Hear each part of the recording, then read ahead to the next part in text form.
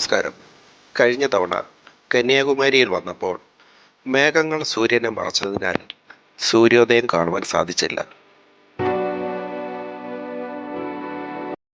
ഇന്ന് സൂര്യോദയം കാണുവാനും ക്യാമറയിലാക്കുവാനും കഴിയുമെന്ന പ്രതീക്ഷയിൽ ഞങ്ങൾ കൃത്യം 4 മണിക്ക് തന്നെ ഇവിടെ വന്നു.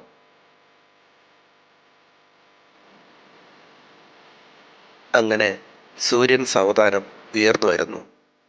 എല്ലാവരുടെയും കണ്ണുകൾ സൂര്യനിലേക്ക്.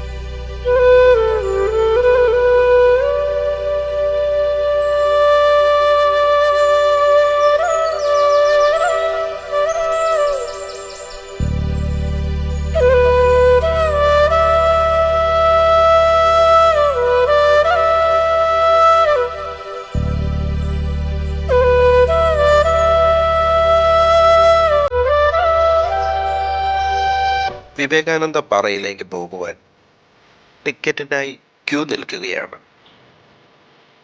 പഴയ ഒരു ബോട്ടാണ്.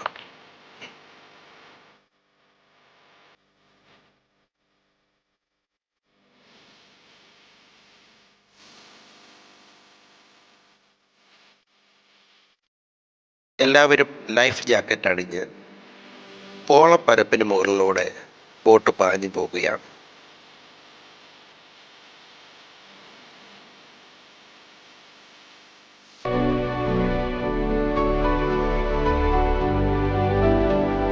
ഇന്ത്യയുടെ തെക്കേ അറ്റത്തുള്ള കന്യാകുമാരിയിലുള്ള ബാബുതുറൈ മുനമ്പിൽ നിന്നും ഏകദേശം 500 മീറ്റർ അകലെയായി കടലിലായി 2 പാറകളിൽ ഒന്നാണ് വിവേകാനന്ദ പാറ. വിവേകാനന്ദ സ്വാമികളുടെ സ്മരണാർത്ഥം ശ്രീ മന്നത്ത് പത്മനാഭൻ പ്രസിഡന്റും ശ്രീ ഏകനാഥ റാനഡെ സെക്രട്ടറിയുമായുള്ള വിവേകാനന്ദ പാറ ഭരണസമിതിയാണ് സ്മാരക നിർമ്മാണത്തിനായി പ്രയത്നിച്ചത്. 1970 സെപ്റ്റംബർ 2 അന്നത്തെ ഇന്ത്യൻ പ്രസിഡന്റ് ശ്രീ വി ഗിരി ഈ സ്മാരകം രാഷ്ട്രത്തിന് സമർപ്പിച്ചു.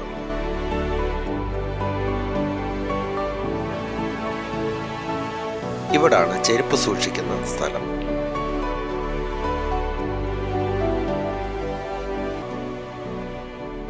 പുരാതന തമിഴ് കൃതിയായ തിരുക്കുറളിൻ്റെ രചയിതാവായ തിരുവള്ളുവർ എന്നറിയപ്പെടുന്ന തമിഴ് കവിയും തത്വചിന്തകനുമായ വള്ളുവരുടെ ശിലാശില്പമാണിത്. ദേവി കന്യാകുമാരി ഒറ്റക്കാലിൽ നിന്ന് തപസ് അനുഷ്ഠിച്ചുവെന്ന് വിശ്വസിക്കുന്ന ശ്രീപാദ പാറ വിവേകാനന്ദ പാറയിലാണുള്ളത്. ദേവിയുടേതെന്ന് വിശ്വസിക്കപ്പെടുന്ന പാദമുദ്ര ഇപ്പോഴും ഇവിടെ പൂജിക്കപ്പെടുന്നു.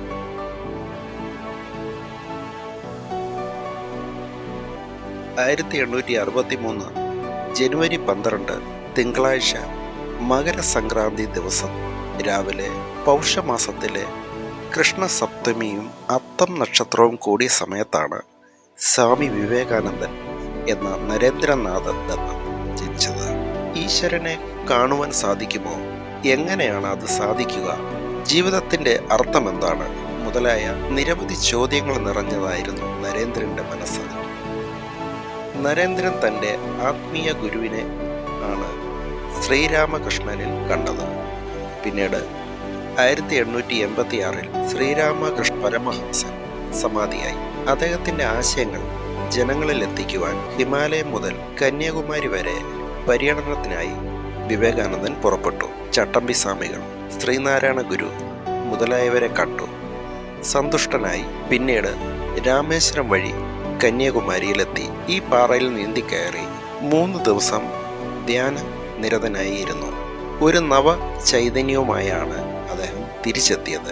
ഇവിടെ ധ്യാനത്തിൽ ഇരിക്കുമ്പോഴാണ് ഷിക്കാഗോയിലെ മതസമ്മേളനത്തിൽ പങ്കെടുക്കണമെന്ന് തീരുമാനിച്ചത്. അങ്ങനെ അദ്ദേഹം ഷിക്കാഗോയിൽ സമ്മേളനത്തിൽ അമേരിക്കയിലെ എൻ്റെ സഹോദരി സഹോദരന്മാരെ എന്ന വിഖ്യാതമായ പ്രസംഗം അമേരിക്കയുടെ ആത്മാവിനെ സ്പർശിച്ചു. 1902 ജൂലൈ 4 വിവേകാനന്ദ സ്വാമികൾ സമാധിയായി.